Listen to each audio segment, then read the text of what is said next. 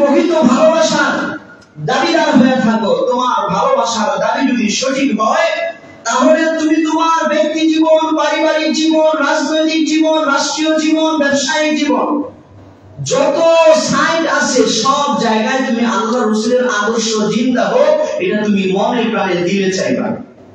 তাইলে তুমি খাঁটি মুসলমান, তুমি যে রাসূলকে ভালোবাসো, তোমার ভালোবাসার দাবি সত্য।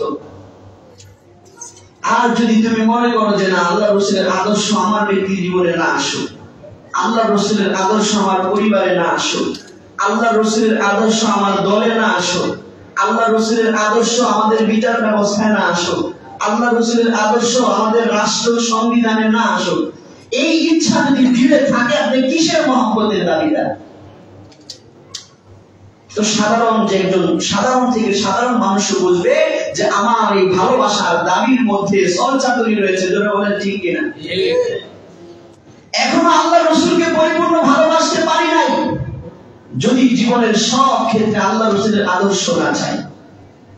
যাই হোক, আমাদেরকে পবিত্র রবিউল আউয়াল মাসের প্রথম জুমায় আগে মসজিদে আসার, বসার, দ্বীনের কিছু গুরুত্বপূর্ণ কথা শোনার জন্য তৌফিক দান করেছেন। এজন্য দিল থেকে শুকরিয়া দান বলি আলহামদুলিল্লাহ। আমরা জানি রবিউল আউয়াল মাস মুসলমানদের জন্য ইতিহাসের একটি স্মরণীয় মাস। শুধু মুসলমান নয়, আল্লাহ পাকের ভাষ্য অনুযায়ী সারা পৃথিবীর সকল ধর্ম ও মতের মানুষের জন্য একটি স্মরণীয় মাস হচ্ছে কি মাস? রবিউল আউয়াল মাস। তার কারণ হচ্ছে এই মাসে ইতিহাসের কোন এক বছর আল্লাহ পাক মানব জাতির জন্য এমন একজন মুক্তির দিশারি পাঠিয়েছেন, যার ব্যাপারে স্বয়ং আল্লাহ পাক পবিত্র কোরআনে ঘোষণা করেছেন, ওয়ামা আরসালনাকা ইল্লা রাহমাতাল লিল আলামিন, যে হে নবী, আমি আপনাকে সমগ্র বিশ্ববাসীর জন্য রহমত বানায় পাঠাইছি। শুধু মুসলমান বলেন নাই, শুধু ইহুদি খ্রিস্টান বা বিশেষ কোন ধর্মাবলম্বীদের কথা বলেন নাই। আল্লাহ পাক বলছেন রাহমাতাল লিল আলামিন, সমগ্র জগৎবাসী, চাই সে মানুষ হোক, চাই সে প্রাণী হোক, চাই সে উদ্ভিদ হোক, সমগ্র বিশ্ববাসীর জন্য রহমত বানায়া আল্লাহ পাক মুহাম্মদুর রাসূলুল্লাহকে পাঠিয়েছেন। কথা না বলি যে আল্লাহ পাক এই ঐতিহাসিক ঘোষণা দিয়েছেন যে আমার নবী মুহাম্মদুর রাসূলুল্লাহ শুধু মুসলমানদের জন্য রহমত নয়, শুধু মানুষের জন্য রহমত নয়, এই পৃথিবীতে যত বস্তু বসবাস করে, যত বস্তুর অস্তিত্ব রয়েছে, সবার জন্য রহমত মুহাম্মদুর রাসূলুল্লাহ সাল্লাল্লাহু আলাইহি ওয়াসাল্লাম। এটা আল্লাহ পাকের ঘোষণা। বাকি উনি আগমন করেছেন, ওনার আগমনটাই রহমত ছিল। এরকম কিছু ঘটেছে যেটা বিশ্ববাসীর জন্য রহমত ছিল, কিন্তু প্রকৃত রহমত যুগ যুগ ধরে আল্লাহ রাসূলের আগমন, কিয়ামত পর্যন্ত বিশ্ববাসীর জন্য রহমত কখন হবে?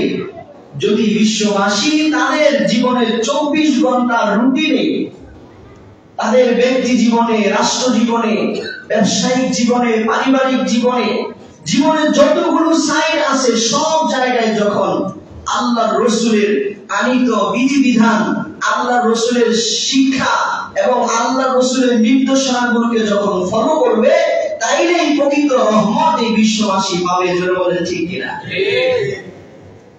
এজন্য রবিউল আউয়াল মাস আসলে শুধু আমরা আলোচনা শুনি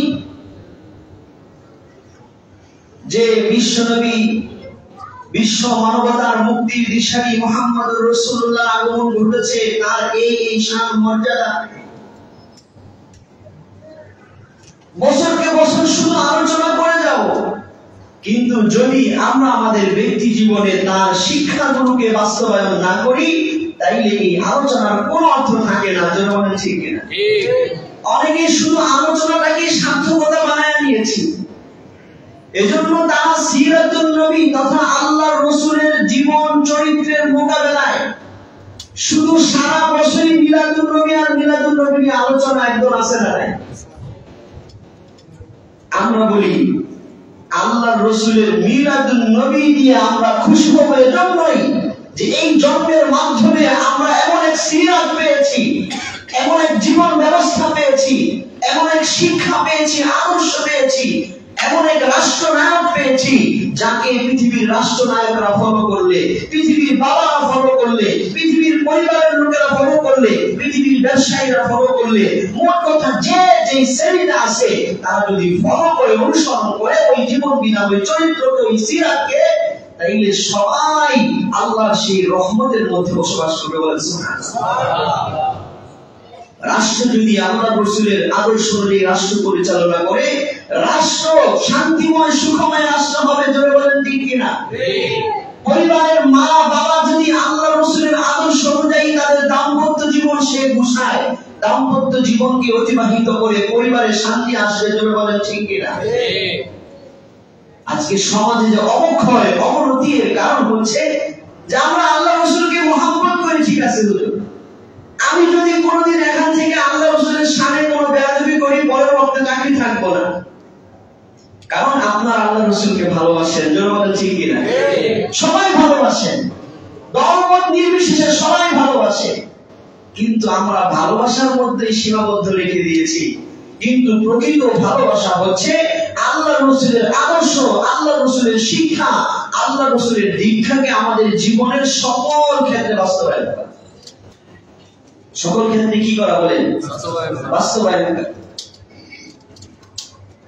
এজন্য শায়ের বলেছেন, তাসিল ইলাহা ওয়া আনতা তুযহিরু হুব্বাহু, তুমি তোমার প্রতি মুহূর্তে, প্রতি সময়ে আল্লাহর অবাধ্যতা করতেছো, আল্লাহর বিধানের বিপরীতে নিজের জীবন পরিচালনা করতেছো। ওয়া আনতা তুযহিরু হুব্বাহু, আর তুমি মুখে মুখে আল্লাহর ভালোবাসাটা প্রকাশ করো, মুখে আল্লাহর ভালোবাসার দাবি করো, অথচ প্রতি মুহূর্তে কি আল্লাহর বিধানের বিপরীতে তোমার জীবন চলতেছে। এটা তো আশ্চর্য একটা বিষয় ভালোবাসার ক্ষেত্রে, যে আমি তার অনুসরণ করি না আর তার ভালোবাসার দাবি করে বসছি। তুমি যদি প্রকৃত ভালোবাসার দাবিদার হয়ে থাকো, তোমার ভালোবাসার দাবি যদি সঠিক হয়, তাহলে তুমি তোমার ব্যক্তি জীবন, পারিবারিক জীবন, রাজনৈতিক জীবন, রাষ্ট্রীয় জীবন, ব্যবসায়িক জীবন, যত সাইড আছে সব জায়গায় তুমি আল্লাহর রাসূলের আদর্শ জিন্দা হোক, এটা তুমি মনে প্রাণে দিলে চাইবা। তাইলে তুমি খাঁটি মুসলমান, তুমি যে রাসূলকে ভালোবাসো, তোমার ভালোবাসার দাবি সত্য। আর যদি তুমি মনে করো যে না, আল্লাহর রাসূলের আদর্শ আমার ব্যক্তি জীবনে না আসুক, আল্লাহর রাসূলের আদর্শ আমার পরিবারে না আসুক, আল্লাহর রাসূলের আদর্শ আমার দলে না আসুক, আল্লাহর রাসূলের আদর্শ আমাদের বিচার ব্যবস্থায় না আসুক, আল্লাহর রাসূলের আদর্শ আমাদের রাষ্ট্র সংবিধানে না আসুক, এই ইচ্ছা যদি দিলে থাকে, আপনি কিসের মহব্বতের দাবিদার?